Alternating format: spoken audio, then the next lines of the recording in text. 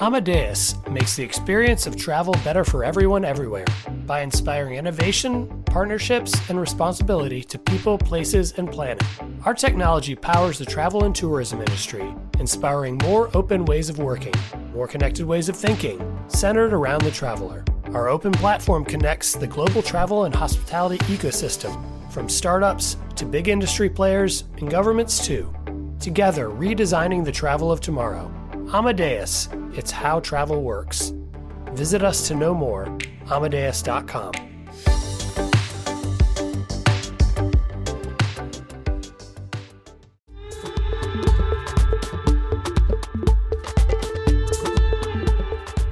Hello, everyone, and welcome back to another episode of the Skift India Travel Podcast. Today, I have with me my colleague Saniya Zanpure, who's a research analyst at Skift. Saniya has been instrumental in bringing out the Skift Travel Health Index that tracks performance across all travel sectors. Hi, Saniya, and welcome. Hi, Peden. Thank you for having me, and hello, everyone. Thank you for being there, Saniya. Saniya, first things first. Before we discuss your findings, can you just tell the audience what the Skift Travel Health Index is, and how does it measure the performance of travel sectors? Sure, Peden. So, we launched the Skift Travel Health Index originally as the Skift Recovery Index back in 2020, and it essentially was used to track the recovery of the travel industry This from was this the was this was pandemic. during COVID, right? Yes, but in the midst of COVID, we Okay. thought that, we needed to track travel performance, and we were benchmarking it to 2019 up until 2023. Now, 2023 was a year of recovery for the travel industry. And like I said, we were benchmarking travel performance every month to the same month in 2019.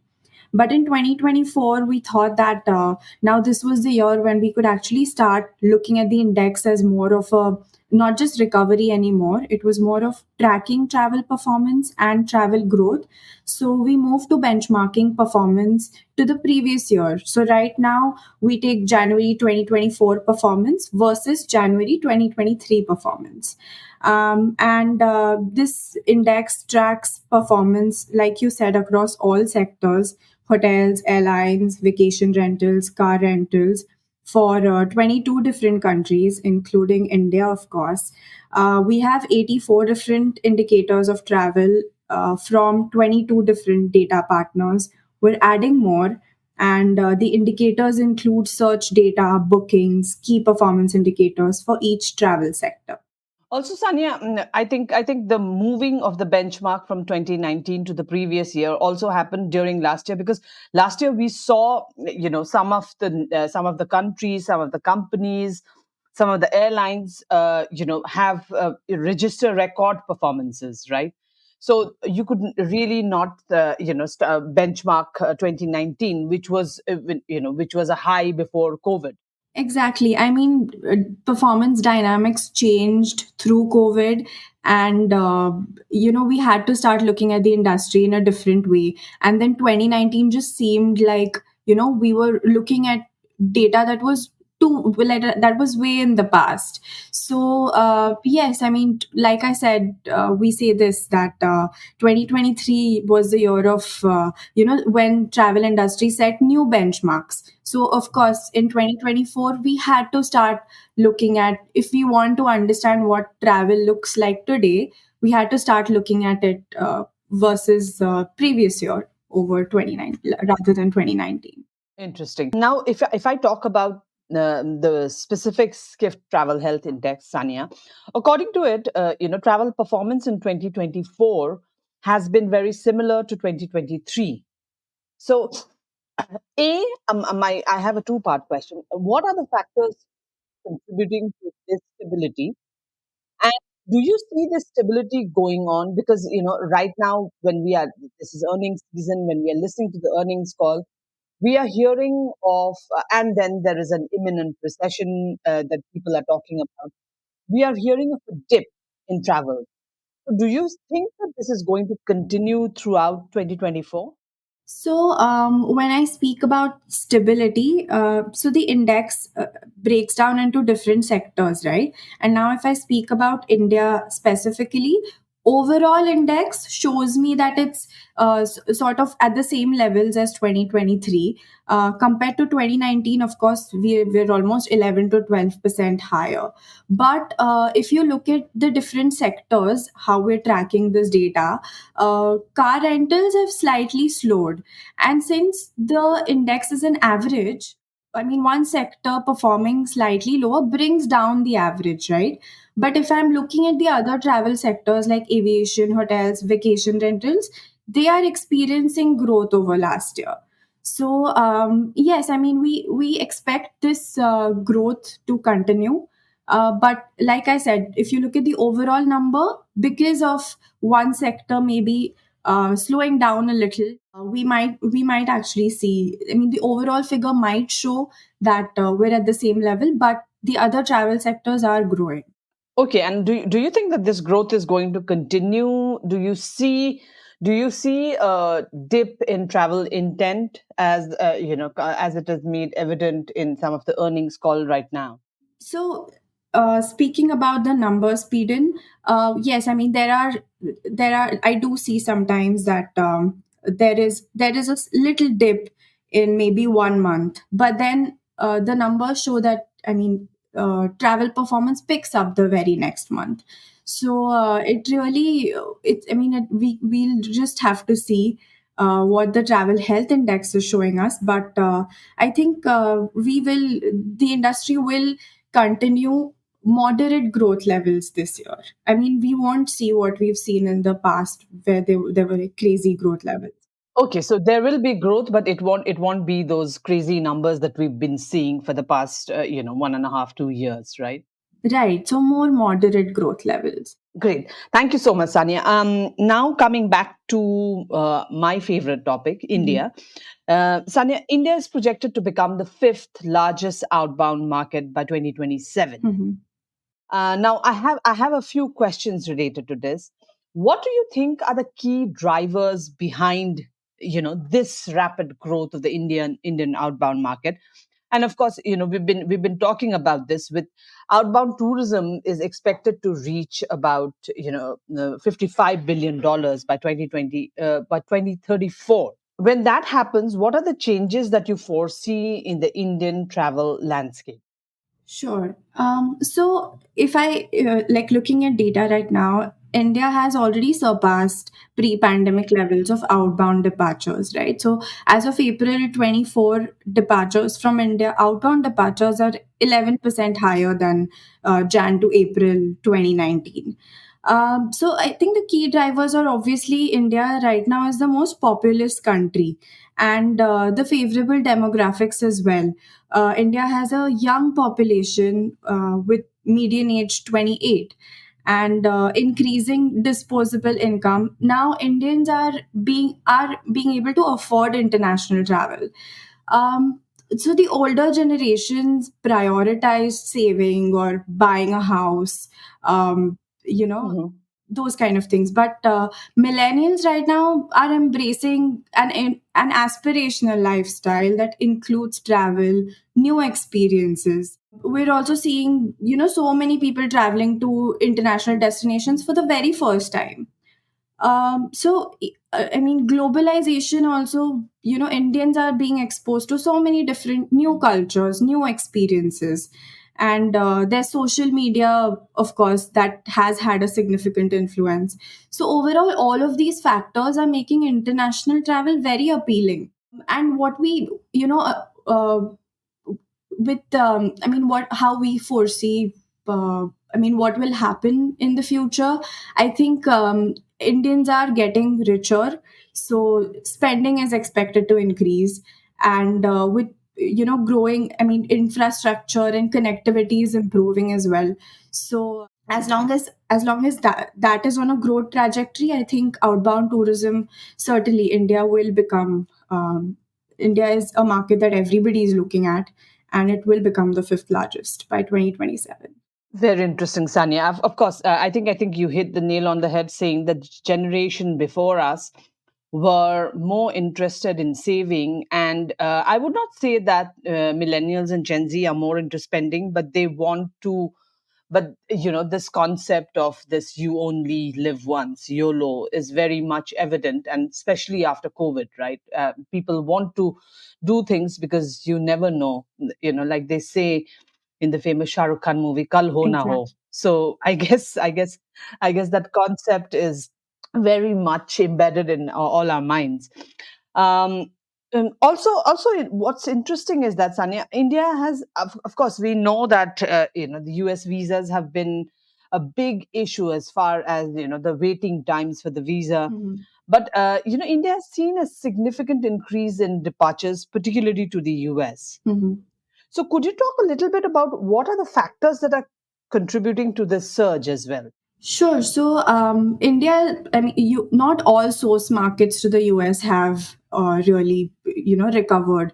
I mean, Japan as a source market for the US is almost 50% behind what it looked like in 2019. And look at China. I mean, like, let's not, I mean, like, China is nowhere there right now in the picture, right? Of Exactly. course, there is no direct connectivity, then how do you suppose that would happen? Exactly. So, I mean, and India is like 53% higher compared to 2019. Mhm. And the US, in fact, anticipates 1.8 million visitors from India in this year. Like you said, visa processing timings have really, I mean, visa delays have potential. I mean, the last 4 years, it's been so difficult for people to get a visa to the US. And I know, and you can talk about your own first-hand exactly. experience. I mean, I applied for a US visa and I had like a 2 year or I think 1.5 year wait time the first time I tried to get an appointment. So it's been crazy like that. But of course, that is also getting better. But I think the visa delays in the last or 3 or 4 years that the country has seen, and if you know, in India, almost every second family has a kid potentially studying in the US, or they have some family in the US. Relative in the US. The VFR crowd is big in the US, right? Exactly. Visiting friends So and relatives. students and VFR is, I think, what is really mainly driving this, and also because it was so Mhm. difficult to get a visa in the last few years, that now that people are getting visas, people are traveling. Correct. And one good thing about the US visa is that once you get a US visa, you get it for 10 10 years. years, I think right? that's the So best it's thing. not like a Schengen that you get it for 7 days and then You have to it's apply a single again. entry. Exactly. So Yeah. yeah, that's absolutely great. And I mean, I was so relieved when I got my US visa, right? Um, Yeah, because you're sorted for 10 years. You don't really need to go to the US embassy for another 10 years. exactly. So, as more and more Indians will be traveling to the US to study or work, you will see more and more families of parents visiting their kids in the US. So, I think that's really the main thing that's driving this surge. Interesting. Also, Sanya, if you're talking about the Indian outbound habit, traditional destinations like UAE, US, Southeast Asia is popular among Indians. Of course, we all know that. Mhm. But we also see that there are emerging destinations that are gaining traction, right? And especially the Central Asian destinations. I mean, like I hear it in the earnings calls of Indigo, of Make My Trip, and they talk about the fact that how Central Asia has become a more of a dupe destination because of obviously it's not easy getting a Schengen visa as well. So these they have easier visa processes. But could you also give us a more deeper insight into what's making some of these emerging destinations appealing to Indian travelers?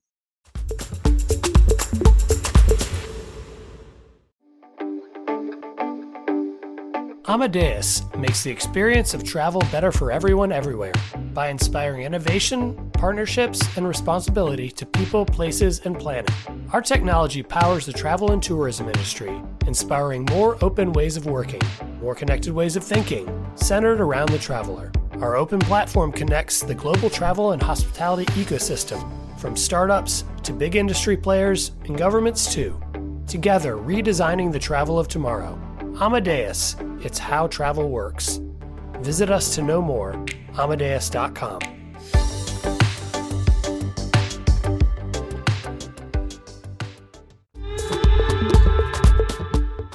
Sure. So, Skyscanner recently did this report where they were looking at search data from India, and it's stunning. You know, the kind of results that we're seeing. So, Vietnam.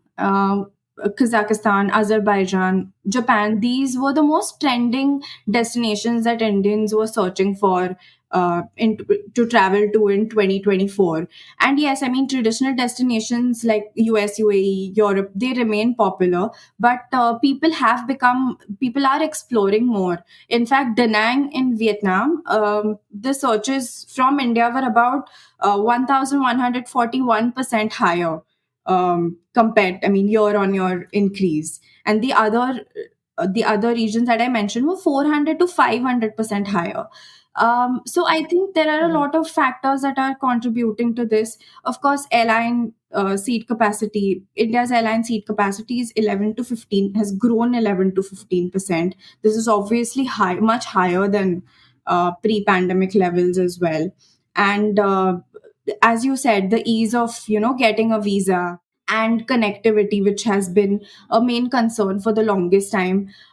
Vietnam added direct flights, right, from India to Vietnam, and the Correct. the country has Absolutely. seen like a 2.5 times increase. And now they have said that they're looking at visa free access as well. I mean, also tell a little bit about this. How direct flights and visa free Mhm. access has have boosted travel to these some of these destinations. Yeah, so especially countries with weakened currencies, right? Like more than 50,000 Indians visited Japan in the first quarter of Hmm. this year.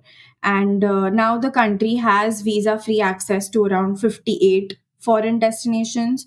So there are so many popular tourist spots like, Indonesia, Maldives, Thailand, that now Indian passport holders can visit without hassle. And I think visa issues have been such a concern for Indians for quite some time that now Indians are able to travel easily. I mean, getting a visa has become easier. People are traveling to these destinations as well, and not just the traditional destinations.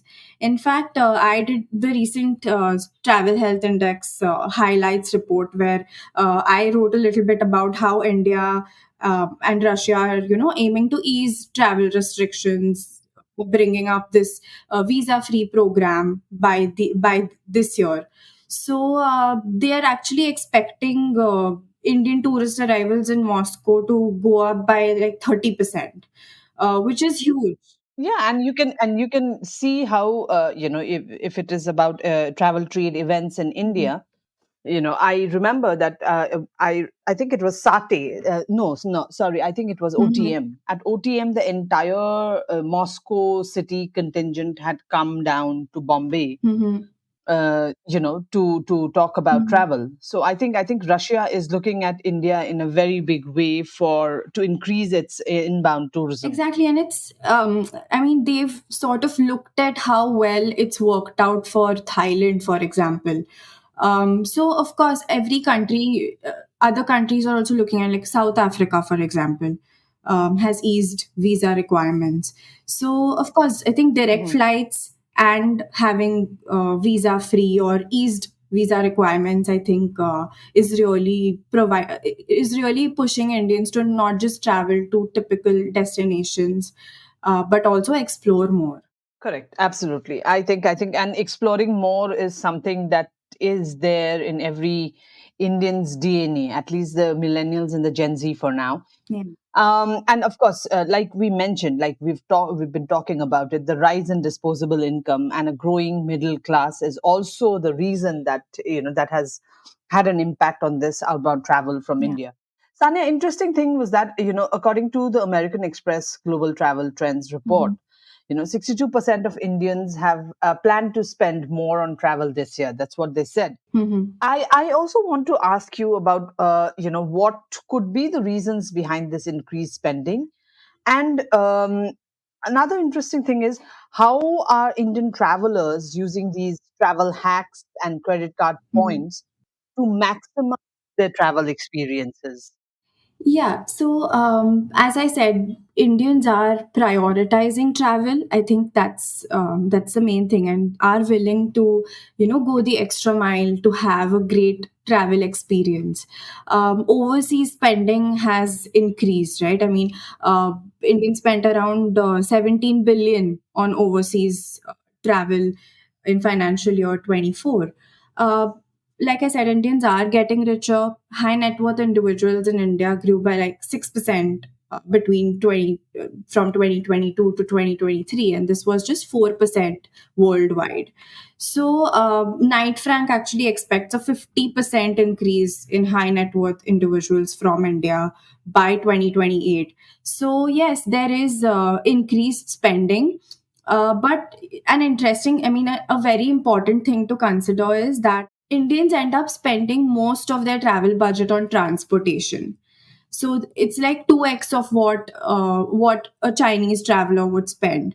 So as connectivity gets better, I think Indians will potentially spend more on everything else that includes travel, right? Like maybe accommodation or in destination spending.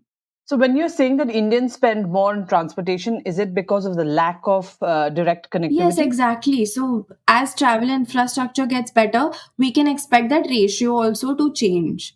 Right? So So that they can spend more on other services, experiences. exactly, experiences. The second thing that they spend most on is accommodation.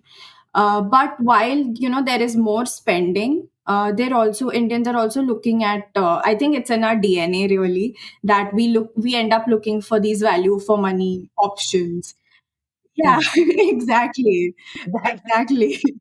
that amazing word called deals. Exactly. So even if like I Yeah, think no matter how rich you get, we Indians will absolutely. end up looking for making the most out of any amount of money that they are spending.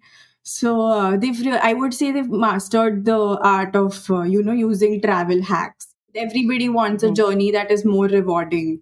So I mean, this American Express study that you mentioned actually highlighted how 43% of Indians that are planning to travel are using credit card points to offset flight expenses, hotel expenses.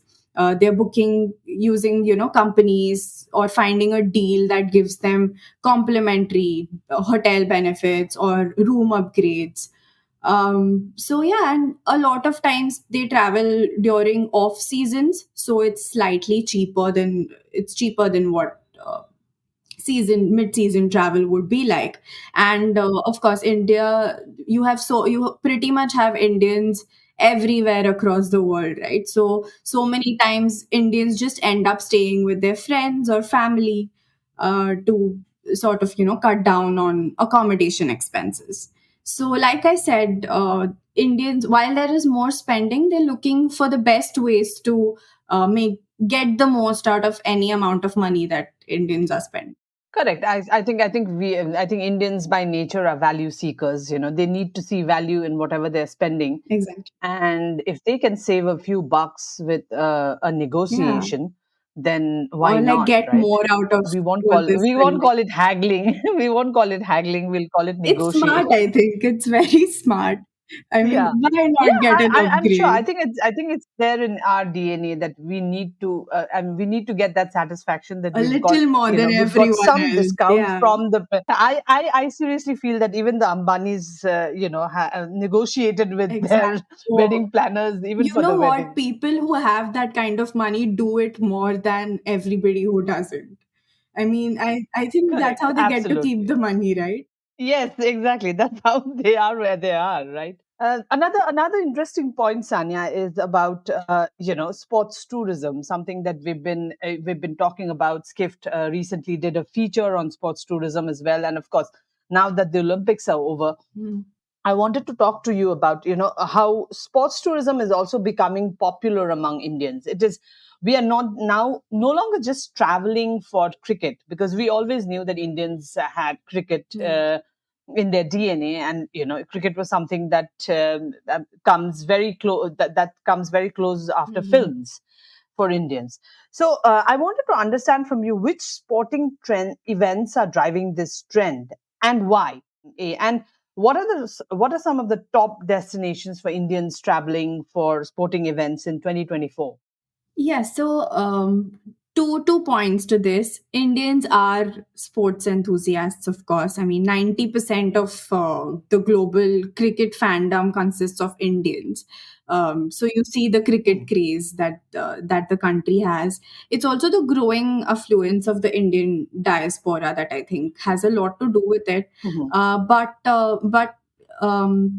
so, and 29% Indians are actually planning have want to travel for sporting events specifically this year, and it's all the big ticket events like you mentioned cricket. So the 2024 men's T20 World Cup saw so many Indians traveling to the US, and Indians are Mhm. cricket crazy, but they are taking on to other sporting events as well, like Wimbledon, the Olympics, Formula One in various parts of the world.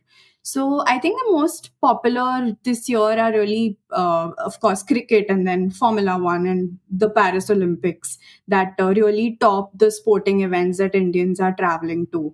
So, Paris, London, and New York City are actually the top destinations that Indians are traveling to, especially for sporting events this year. Great, interesting. Now that Paris is over, of course, I think Qatar also helped a lot. Yeah. The World Cup in Yeah. Qatar. I think many Indians were traveling to Qatar for the World Cup. Yes, exactly. Sania, my last question. How has social Mhm. media and of course travel influences shaped how has that helped to shape the travel preferences of Indian tourists, and can you also discuss Mhm. the cultural shift towards more frequent breaks, which is driven by the millennials and the Gen Z's? Sure. So, Peden, we've discussed about how, celebrity culture is such a thing in India. And 62% of Indian travelers actually book trips to destinations that, from what they've seen in TV, on the TV, movies, or social media. That's why these tourism boards also, whether it is Shah Rukh Khan for Dubai, Ranveer Singh for Switzerland, Exactly. and then you have Katrina Kaif for Accor, I guess, and then there was Deepika for Qatar, and then again for Hilton, Yeah. and now the latest one is Siddharth For Malhotra Hilton, for Hilton, exactly. right? And everybody, now everyone knows this, right? So everybody's partnering with a Bollywood star. So yeah, I mean, social media has such a big influence that, you see somebody going to a cool destination, making a cool story. You want to do that as well. Uh, and all of that really has an impact on so many people, so many Indians every time they travel. I think we did this survey, and around 35 to 40%, if I'm not wrong, Indians said that they ensure that they share their stories on their social media as and when they happen, right? So even Yeah, because you live for the gram, right? exactly. Like you mentioned Shah Rukh Khan, the Dubai tourism campaign that they ran. On the day of its release, it had like 2 million Instagram views and 1 million YouTube views. That's the kind of impact that these have, and so many movies have, so many countries have benefited from this. So many movies shot in Switzerland and Maldives, and these countries have seen growth from Indian travelers. Um, Correct. so I think social media exactly has such a big impact, and since India has such a young population, which is so onto social media, every second person uses social media, so that is bound to have an impact.